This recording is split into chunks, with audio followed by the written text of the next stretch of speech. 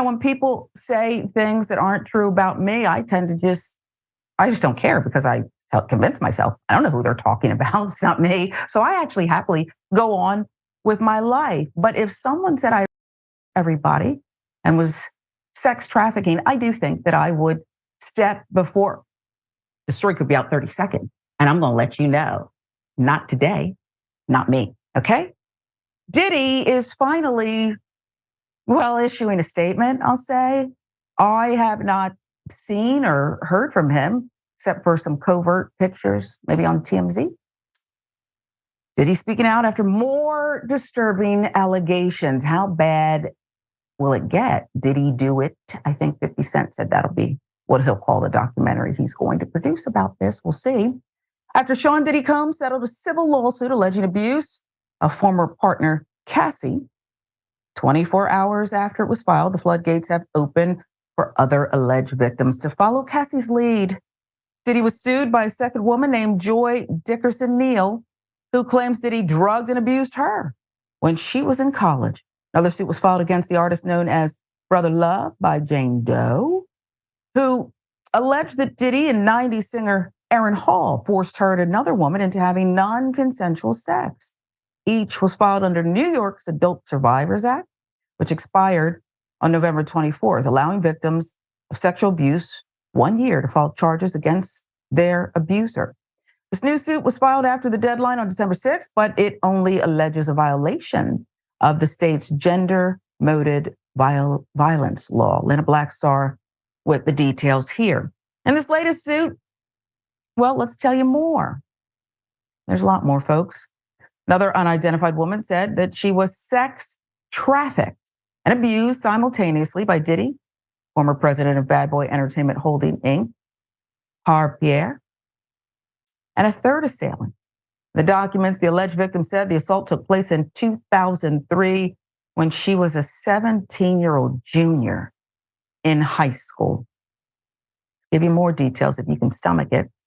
The latest allegation.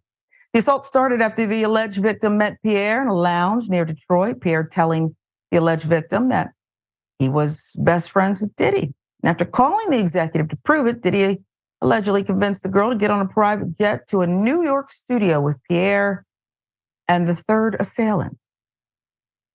Before they flew to New York, Pierre allegedly smoked crack in a bathroom where he allegedly forced the alleged victim to perform a sex act.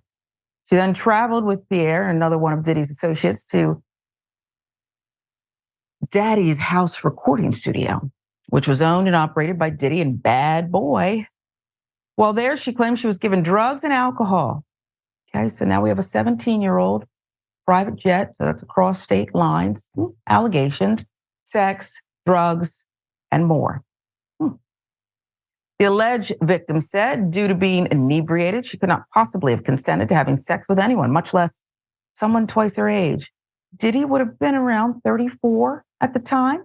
She alleges that she was simultaneously assaulted by the three men, which started after Diddy allegedly removed her skirt and underwear and proceeded to abuse her from behind. That's why I said if you could stomach it. We may have to, though, folks. We should. If a 17-year-old had to go through this, we as a society need to handle it. We just need to handle it. Unlike the other lawsuits, the alleged victim shared accompanying photos that show her wearing a jean skirt, sitting on Diddy's lap, proof that you two did meet, as well as other pictures allegedly taken at the studio where she was allegedly assaulted. Less than 30 minutes after the latest lawsuit hit the news circuit, Diddy, or his people, I added that, issued a statement on social media. Yeah, because this is what you want to do, folks. If you are accused of sex trafficking minors, raping people multiple times over a course of days, and you just paid your former girlfriend, okay, I'm going to use that loosely because it sounds like something else went down there. This is what you do. You issue a statement on social media. Well, here's what it says. Enough is enough is the title. The last couple of weeks, I have sat silently, watched people try to assassinate my character, destroy my reputation and my legacy. sickening allegations, we agree on that, have been made against me by individuals looking for a quick payday. Don't agree. Let me be absolutely clear. I did not do any of the awful things being alleged. I will fight for my name, my family, and for the truth. Via your handle on Instagram? Is that how you're going to fight? I'm just asking for a friend, Diddy. Prior fallout from the allegations, Sean Diddy Combs announced November 28th that he is temporarily stepping down as chairman of Revolt, a music-oriented digital media group he co-founded. Source close to the rap mogul told TMZ that as the company is set to deliberate its 10-year anniversary, Diddy made the decision, to excuse himself from his duties as chairman so that his personal drama would not affect Revolt's mission or success. So let's clean it up. Because he's accused of multiple assault, sex trafficking, it probably is best not to be associated with the company right now. That's the drama that is being referenced here. So Diddy is associated with Revolt, but stepped down, okay? 50 Cent, who I said is probably going to do that documentary. Did he do it? 50 Cent took to social media. Now, I don't mind him being on social media, not for this one, to offer to buy the company from Diddy, but only for a discounted price. I'll buy that from you, Playboy, for the low, because you know Cadillac and AT&T are going to pull out. I'll give you a few dollars for it now. Sell it to me. Then we can be friends. I'm serious. Call my phone. You know, they have each other's number. At least 50 has Diddy's number. I think a lot of people do these days. Just saying. 50 Cent also announced in a tweet on this morning the proceeds from his upcoming documentary about Combs' alleged misdeeds will go to victims of sexual violence. 50 Cent, a hero to women? Okay. Further allegations involving Diddy's former partner, Kim Porter now. A lot of buzz about this, folks. Diddy's former bodyguard, Gene Deal, said he witnessed his former boss beat Kim Porter, the deceased mother of 3 of his children, so severely that she had to get corrective surgery on her nose. Former rapper Mark Curry confirmed what Deal said truly happened, adding that Diddy also wiretapped Porter's phone. Is this one of the allegations, Diddy, you're addressing on social media? Okay.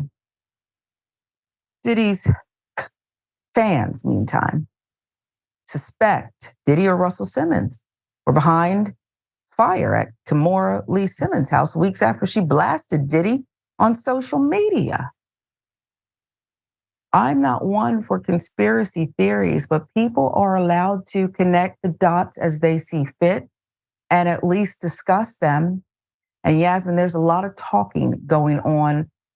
I happen to think that people deserve a fair shake. But a lot of seemingly credible people and women are saying some horrific things. Mm-hmm. Yeah, so 50 Cent's been speaking out against Diddy for a long time, and he's not afraid of anyone, which is saying something because a lot of people were or still are scared of Diddy. He was a very powerful man and a very well-connected man in the 90s and the 2000s. But when Cassie Ventura came out with all this, Diddy had to know that he couldn't just pay off Cassie and all this would go away. These allegations have been a long time coming. These rumors have surrounded him since the 90s.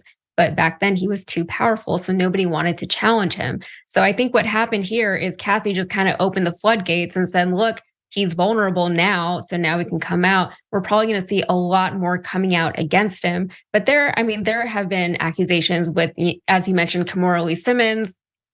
There are weird rumors surrounding him and like his relationship with Usher and Justin Bieber. The Kim Porter stuff, his ex-wife or the mother of his children? I don't know that they were ever married. Sure, yeah, but she right. had his babies.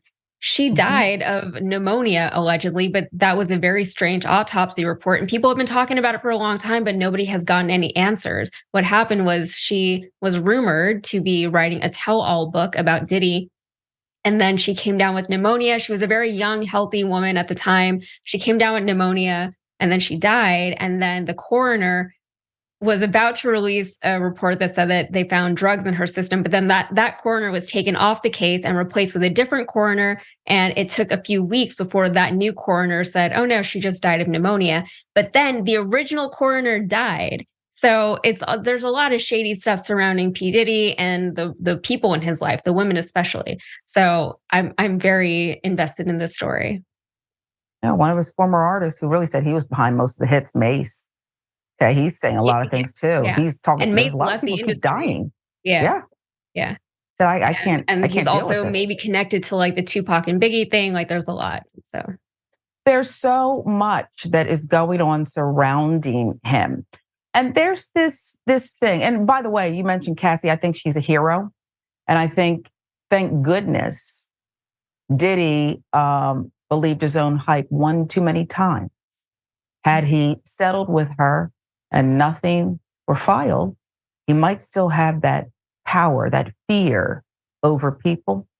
But because he called her bluff and lost that bet, other people said, you know what, hashtag me too. But there's this thing in rap, hip hop, which I love, and it should never go anywhere. It should tell stories, but maybe it should tell all the stories.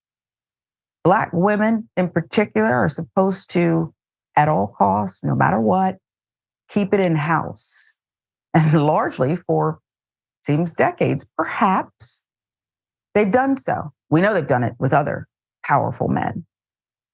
When does that stop? And women and girls, I need to make sure you understand girls, are treated fairly. I'll give you the last word, Yasmin.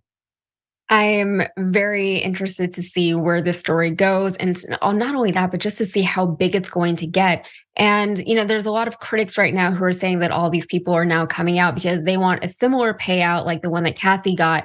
You know what? Let's let the courts decide. Let's let the evidence reveal itself. Let's see how this all plays out.